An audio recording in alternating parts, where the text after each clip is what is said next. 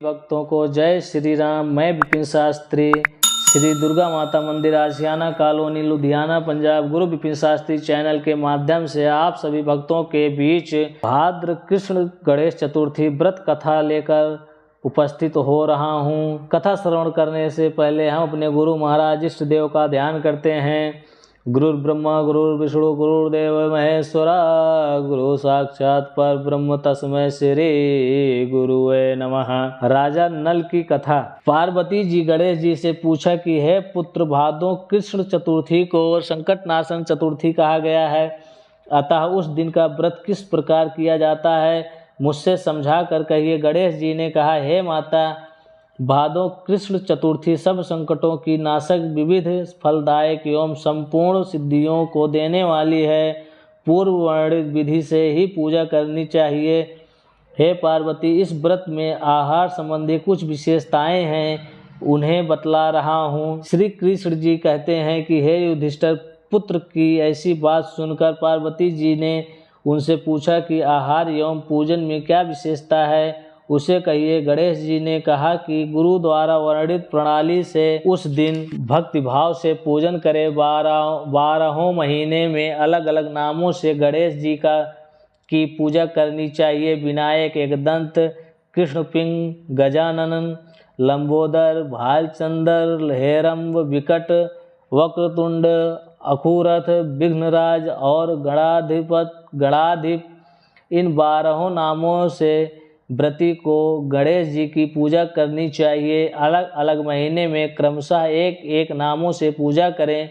चतुर्थी के दिन प्रातः नित्य कर्म से निवृत्त हो व्रत का संकल्प करें। तत्पश्चात रात्रि में पूजन और कथा श्रवण करें। पूर्व काल में नल नामक एक पूर्ण आत्मा और यशस्वी राजा हुए। उनकी रूपशालिनी रानी दमयंती नाम से प्रसिद्ध थी। एक बार उन्हें शापग्रस्त होकर राज्योच्युत होना पड़ा और रानी के वियोग में कष्ट सहना पड़ा। तब उनकी रानी दमयंती ने उस सर्वोत्तम व्रत को किया। पार्वती जी ने पूछा कि हे पुत्र, दमयंती ने किस विधि से इस व्रत को किया और किस प्रकार व्रत के प्रभाव से 3 महीने के अंदर ही उन्हें अपने पति से मिलने का संयोग प्राप्त हुआ, इन सब बातों को आप बतलाइए। श्री कृष्ण जी ने उत्तर दिया, उससे मैं कह रहा हूँ, आप सुनिए।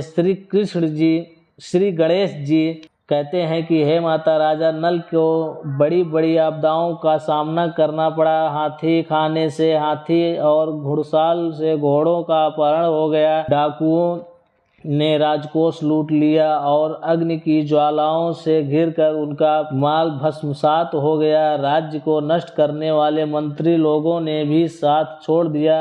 राजा जुए में सर्वस्व गंवा बैठे। उनकी राजधानी भी उनके हाथ से निकल गई।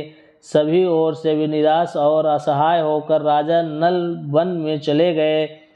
वन में रहते समय उन्हें दमयंती के साथ अनेक कष्ट झेलने पड़े। इतना होते हुए भी उनका रानी से वियोग हो गया। तत्पश्चात राजा किसी नगर में सईस का काम करने लगे, रानी किसी दूसरे नगर में रहने लगी तथा राजकुमार भी अध्यंत्र नौकरी करने लगा। जो किसी समय राजा रानी राजपुत्र कहे जाते थे, वे ही अब भिक्षा मांगने लगे। तरह तरह के रोगों से पीड़ित होकर एक दूसरे से विलग होकर कर्म फल को भोगते हुए दिन बिताने लगे। एक समय की बात है कि वन में भटकते हुए दमयंती ने महर्षि शरभंग के दर्शन किए। उसने उनके पैरों पर नतमस्तक हो हाथ जोड़कर कहा।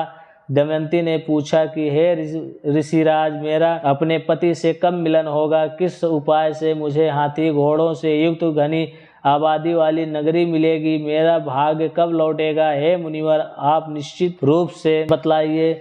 श्री गणेश जी कहते हैं कि दमयंती का यह उत्तम प्रश्न सुनकर शरभंग मुनि ने कहा कि हे दमयंती, मैं तुम्हारे कल्याण की बात बता रहा हूँ, सुनो। इससे घोर संकट का नाश होता है। यह सब कामनाएं पूर्ण करने वाला एवं शुभदायक है। भादो मास की कृष्ण चतुर्थी संकट नाशन कही गई है। इस प्रकार नर नारियों को एकदंत गजानन की पूजा करनी चाहिए। विधि पूर्वक व्रत एवं पूजन करने से ही रानी तुम्हारी संपूर्ण इच्छाएं पूरी होगी। 7 महीने के अंदर ही तुम्हारा पति तुमसे मिलन होगा, तुम्हारा पति से मिलन होगा। यह बात मैं निश्चय पूर्वक कहता हूँ। गणेश जी कहते हैं कि सर्वज्ञ मुनि के ऐसा आदेश पाकर दमयंती ने भादों की संकट नाशिनी चतुर्थी व्रत प्रारंभ किया और तभी से बार बार प्रतिमास गणेश जी का पूजन करने लगी। 7 ही महीने में हे राजन, इस उत्तम व्रत को करने से उसे पति, राज्य, पुत्र और पूर्वकालीन वैभव आदि की प्राप्ति हो गई। श्री कृष्ण जी कहते हैं कि हे प्रथा पुत्र युधिष्ठिर, इसी प्रकार इस व्रत को करने से आपको भी राज्य की प्राप्ति होगी और आपके सभी शत्रुओं का नाश होगा। यह निश्चय है। हे राजन, इस प्रकार मैंने सभी व्रतों में उत्तम व्रत का वर्णन किया।